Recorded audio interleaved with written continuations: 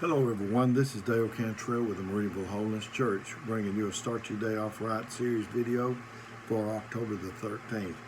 My quote, when you're good at something, you will tell everyone, but when you're great at something, they will tell you. My story, John Blanchard stood up from the bench. I think I've told this one before, but I like it, and so bear with me. John Blanchard stood up from the bench, straightened his army uniform, and studied the crowd of people making their way through Grand Central Station. He looked for a girl whose heart he knew, but whose face he didn't, the girl with the rose. His interest in her had begun 13 months ago in a Florida library. Taking a book off the shelf, he found himself intrigued, not with the words of the book, but with the notes penciled in the margin. The soft handwriting reflected a thoughtful and insightful mind. In front of the book, he discovered the previous owner's name, Miss Hollis Maynow. With time and effort, he located her address. She lived in New York City.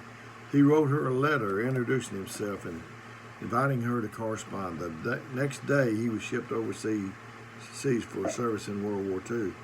During the next year and 1 month, the two grew to know each other through the mail. Each letter was a seed falling on a fertile heart. The romance was budding. Blanchard requested a photograph, but she refused. She felt that if he really cared, wouldn't matter what she looked like. When the day finally came for him to return from Europe, they scheduled their first meeting, 7 p.m. at the Grand Central Station in New York. "You'll recognize me," she wrote, "by the red rose I'll be wearing on my lapel." So at 7 o'clock, he was in the station looking for a girl whose heart he loved, but whose face he had never seen. I'll let Mr. Blanchard tell you what happened next. A young woman was coming towards me, her figure long and slim. Her blonde hair lay back in curls from delicate ears.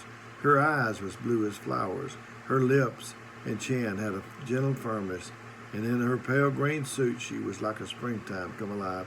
I started towards her, entirely forgetting to notice that she was not wearing a rose. As I moved, a small provocative smile curved her lips. "Going my way, sailor?" she murmured, almost uncontrollably.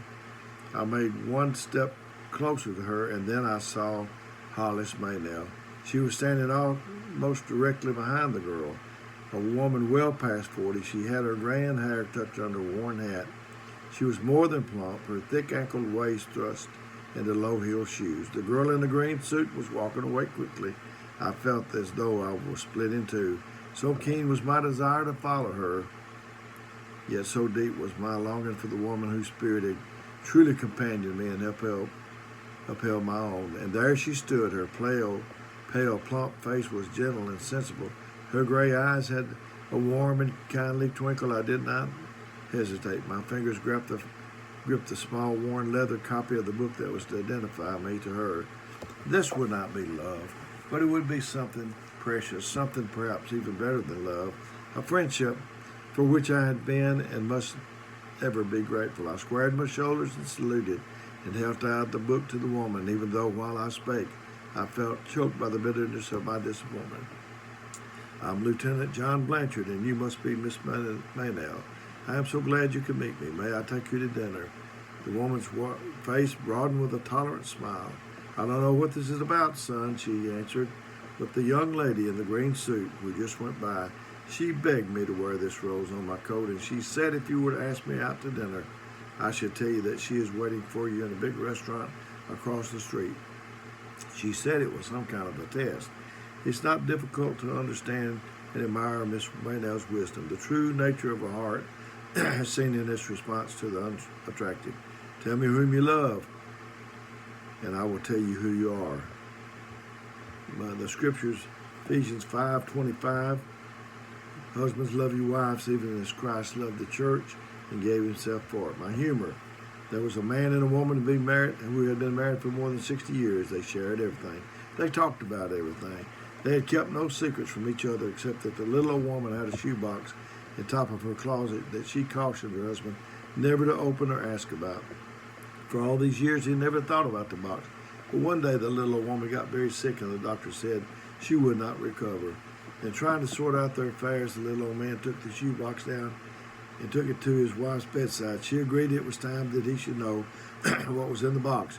When he opened it, he found 2 crocheted doilies and a stack of money, totaling $25,000. He asked her about the contest. When we were married, she said, my grandmother told me the secret of a happy marriage was never to argue. She told me if I ever got angry at you, I should just keep quiet and crochet a doily.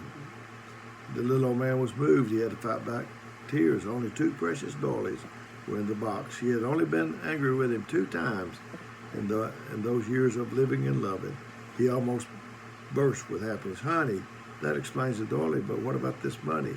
Where did it come from? Oh, she said, that's the money I made from selling the doilies. So this is Dale Cantrell with Mooneyville Holiness Church, inviting you to send me quotes, story, scripture, humor, a clean joke. And my number is 256-508-4410. Again, this is Dale Cantrell, Mooneyville Holiness Church. Telling you, I'm not trying to replace your minister. You get in the church, just trying to supplement in these perilous times. So until next time we do this, may God bless you.